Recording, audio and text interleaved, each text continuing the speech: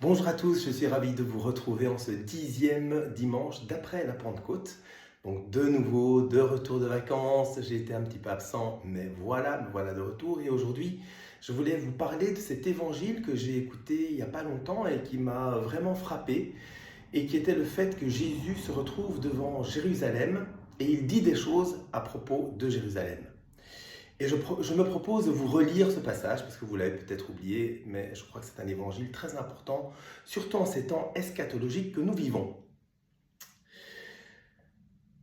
Alors, évangile selon saint Luc, chapitre 19, versets 41 à 47.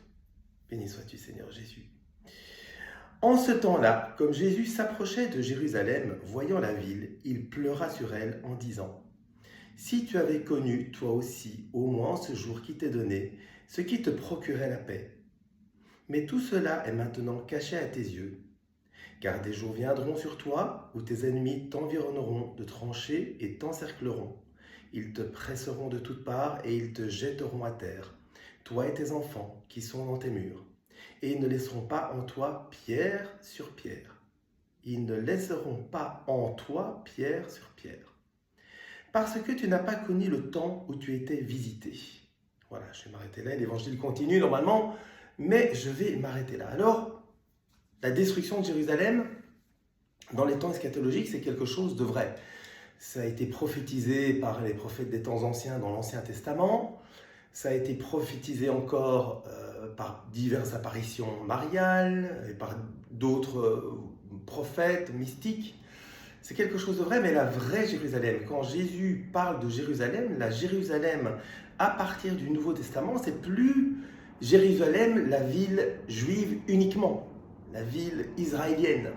Non. Jérusalem, c'est aussi la Jérusalem céleste. On parle de Jérusalem, c'est la Jérusalem céleste. Jérusalem céleste qui est en nous. Notre âme, eh bien, contient le ciel. Et c'est pour ça que quand on dit Jésus est en chacun d'entre nous, oui, Jésus vit dans notre âme. Je vous l'ai déjà raconté dans plusieurs vidéos. Notre âme est constituée comme un château intérieur à notre être, et Jésus vit, Dieu en fait, la Sainte Trinité, vit au centre de ce château, dans la 7e demeure de ce château. Et donc quand Jésus dit qu'il pleure devant Jérusalem, en fait il pleure devant chacun des hommes qui n'a pas découvert ou qui n'a pas reconnu qu'il était visité par Dieu en lui, dans son âme. Voilà devant quoi Jésus pleure. Alors il pleure bien sûr devant la ville qui va être détruite. Et d'ailleurs on le voit encore, elle a déjà été détruite, Jérusalem, hein, d'abord, par les Perses, par les Romains. Et maintenant, elle va être détruite par l'Iran ou autre chose. Mais posons-nous la question, notre âme, les personnes aujourd'hui qui vivent sur Terre, qui soit ne pensent jamais à Jésus, soit savent que Dieu existe, mais qui en fait s'en foutent et ne prennent aucune attention à leur âme, ne reconnaissent pas que la Sainte Trinité vit en eux. Eh bien, Jésus pleure parce que ce sont des personnes qui seront damnées, qui iront en enfer pour l'éternité. Et donc pleure pour chacun d'entre nous qui se perdra et qui ira dans l'enfer pour l'éternité. Comment donc faire pour que Jésus ne pleure pas? Comment donc faire pour que la Sainte Trinité soit heureuse? Eh bien, suite à cette belle fête de l'Ascension, vraiment, ayons recours à Notre-Dame, la très sainte Vierge Marie, parce que c'est notre médiatrice, c'est notre avocate, elle est co-rédemptrice de l'humanité. Et donc, par elle, nous pouvons vraiment viser le ciel. Comment, alors, bien, avoir recours à la très sainte Vierge Marie? J'utilise deux choses. Une chose que j'utilise depuis très très longtemps et qu'on a vu ensemble dans les détails, eh bien c'est le chapelet et le rosaire. J'essaie de faire le rosaire tous les jours. Parfois j'y arrive pas, parfois je fais juste 2 chapelets, parfois un, mais au moins un chapelet, et donc en général mon rosaire tous les jours. Et puis quelque chose qui va très vite, quelque chose que vous pouvez faire, eh bien c'est la consécration à Notre-Dame. Et je vais vous la lire. Je la lis depuis juste un peu avant la Pentecôte, pas la Pentecôte, depuis avant l'Assomption. Je la récite tous les matins. Je vous la lis. Elle est très facile à trouver sur le net. Je vous choisis aujourd'hui, ô Marie, en présence de toute la cour céleste, pour ma mère et ma reine. Je vous livre et consacre en toute soumission et amour mon corps et mon âme, mes biens intérieurs et extérieurs, et la valeur même de mes bonnes actions, passées, présentes et futures. Vous laissant un entier et plein droit de disposer de moi et de tout ce qui m'appartient, sans exception, selon votre bon plaisir, à la plus grande gloire de Dieu, dans le temps et l'éternité. Amen. Vous voyez, ça m'a pris, je ne vais pas chronométrer, je le verrai tout à l'heure dans la vidéo, mais à mon avis, ça ne m'a pas mis 20 secondes à faire cette petite prière à Notre-Dame.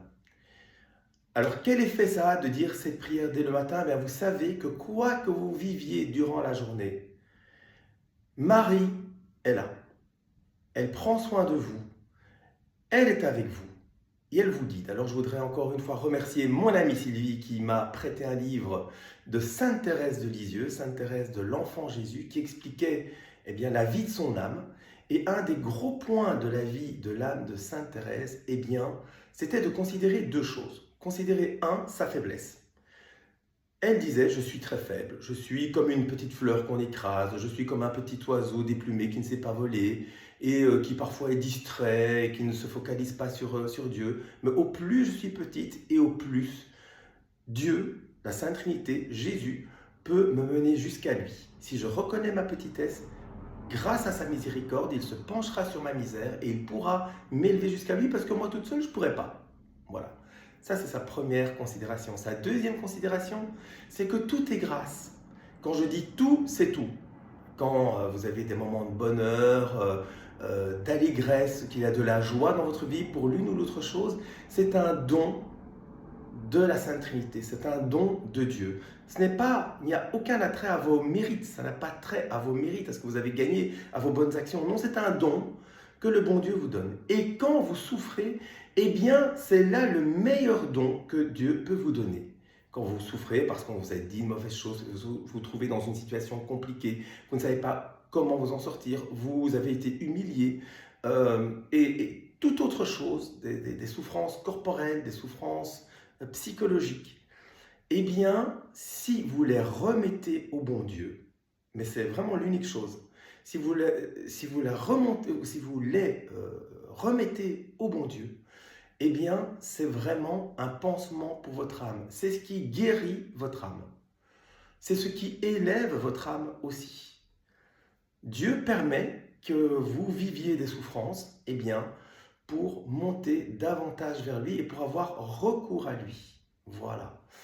Et évidemment, Sainte Thérèse recherchait les souffrances. Au plus elle souffrait et au plus elle était heureuse parce qu'au plus elle ressemblait à Jésus-Christ, lui qui a souffert le plus pour tout le monde. Et ça, j'y reviendrai dans une prochaine vidéo sur vraiment la dimension diamétralement opposée entre se faire plaisir soi-même et souffrir pour les autres, mais pour l'élévation des âmes des autres, donc pour sauver les âmes d'autres personnes. Voilà les amis, c'est tout ce que je voulais vous dire aujourd'hui. Évidemment, pour que le Seigneur ne pleure pas, utilisez les sacrements. Soyez baptisés dans la Sainte Église catholique. Quand Jésus dit, vous ne m'avez pas reconnu, ce n'est pas uniquement lui en tant que personne, ce n'est pas uniquement la Sainte Trinité, mais c'est tout ce qui l'entoure, les anges, les saints, etc., tous les dogmes de l'Église, et évidemment la Sainte Église catholique, parce que la Sainte Église catholique est le corps du Christ, le Christ qui est la tête de son Église. D'accord? Donc, baptême dans l'Église catholique, et puis évidemment, allez à l'Eucharistie le plus souvent possible, et de préférence après avoir fait une bonne confession. Voilà les amis, je vous laisse ici et je vous souhaite une excellente semaine. À bientôt.